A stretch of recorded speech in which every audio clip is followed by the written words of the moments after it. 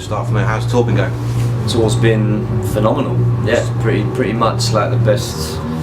I think it's been the best tour I've ever done. Cool. To be honest, like I mean, I'm 32 now. You know, we've known each other for a long time. 2007. I checked tonight. Makes you feel old instantly. Long time. And it's just down the road as well. Yeah. Well, it's almost a decade. I know. Friendship and photos. You know? So Crusty Punk's been kicked downstairs. oh, Jesus, do you remember that? Yeah, that was pretty wild time. None of that happening anymore. Like I've changed my ways a little bit. Yeah, I'm a little bit Tempered. Yeah, I think so. Yeah, I've just got more manners now. I fight once they deserve it. You know, I let people sort of really. I've got more buttons to push now. Right. Put it that way. Back then I had one, and I just went nuclear. Is it just that there's more buttons on the suit? Maybe, so yeah, maybe it's that, or maybe it's just the suit is better camouflage in the pit, so they can't actually hit me. So there was a Cardiff show. I remember shooting it, and it was on that tour with a scare. Yeah. And you had to reset the stage after 2 minutes, and Steph was on my feet having an asthma attack. And yeah, and it was I mean that's kind of what he does. He just collapse every day. I was like, man, it stressed me out touring with him because I never knew when he was going to die. It was like madness.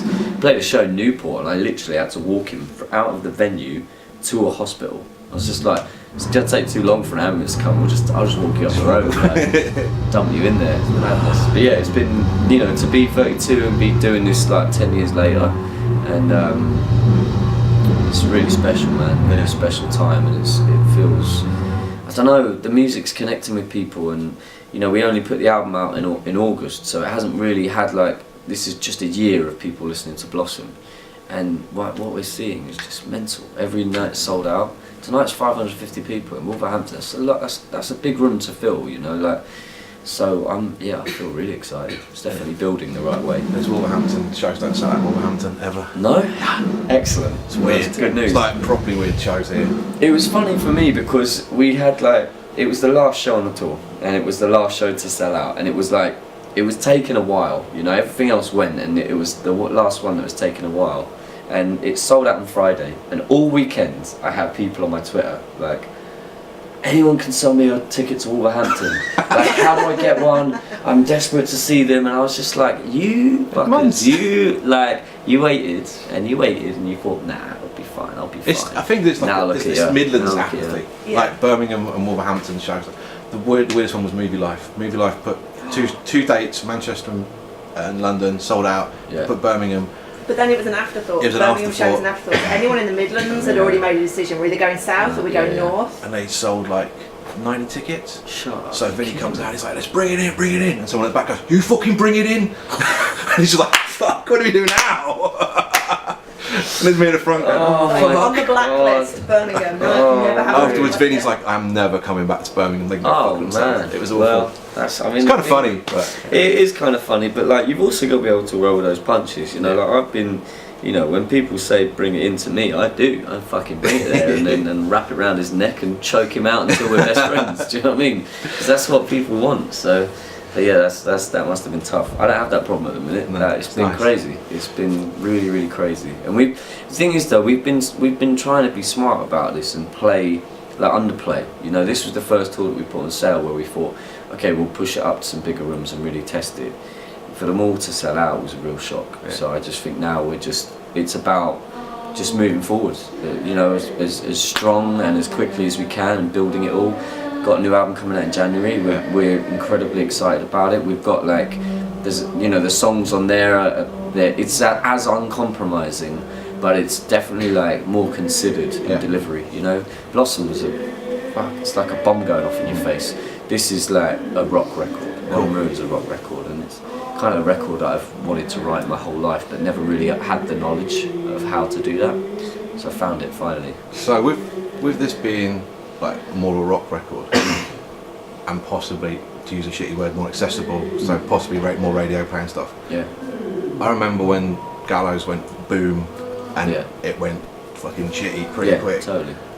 Do you worry about that happening again? No, not at all, because I have control of this band. Right. I didn't have control in Gallows. Like what the problem with Gallows was we all wanted very different things. I wanted this, I wanted the rock record, I wanted bigger stages, I wanted to play stadiums, I wanted to headline Reading, you know. But I was in a band that was definitively by its own nature punk rock, and and in that mindset, the boys, I feel like they wanted to grow it a very different way to me, and also we just didn't really see eye to eye on the music. Yeah. You know, I like things being heavy, but like with more middle ground. You know, not in a metal way. I like them to have weight, real like depth and layer, and you know, I like heavy to me is like Nirvana, Queens of the Stone Age. You know, something that's got a bit more punch to it than you know. They just wanted to push that hardcore thing as far as they could, and so they did, but without me. Like, and It's fun. you It's know, all worked that well.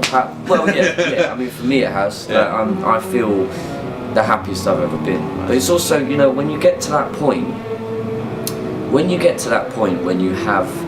selling out venues like this, you're selling out 500 cap venues up and down the country.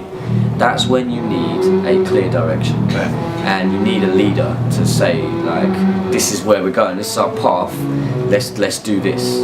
And there were too many leaders, or what they thought were leaders in Gallows, and so I just need to be out. But this is my thing. This is definitively like, this is 100% what I want to do. Make it happen. Cool. If you can't make it happen, I'll find someone that can.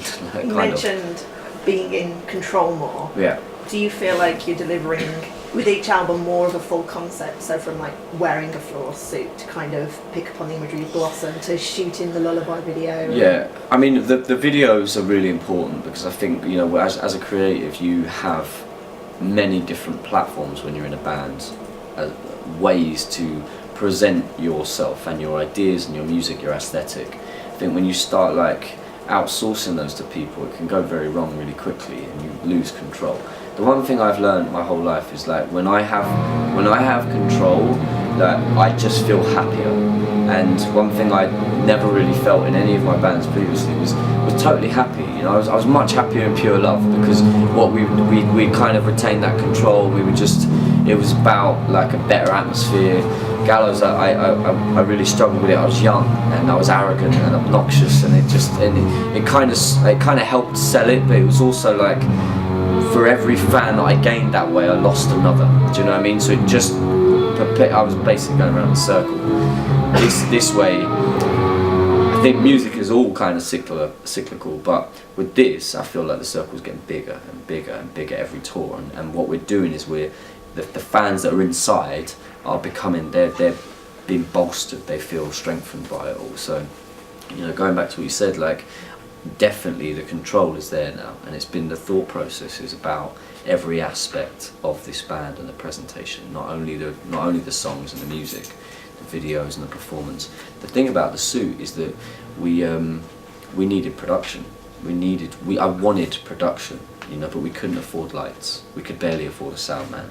So we bought a backdrop, and I said, look, we're all going to wear suits, you guys wear black, like whatever you can afford to get, and I'm going to spend some of the budget that we had for production on this suit. It's worth a lot of money, but I'm going to wear it, I'm going to get the most wear out of it, of anything I've ever worn, and it looks really good. And it also changed the way I play. You know, when I would go out in jeans and t-shirt, there was no separation between like day Frank and then like stage Frank, and it was quite brutal, and they like would kind of marry themselves at weird times as well, like, which I didn't want.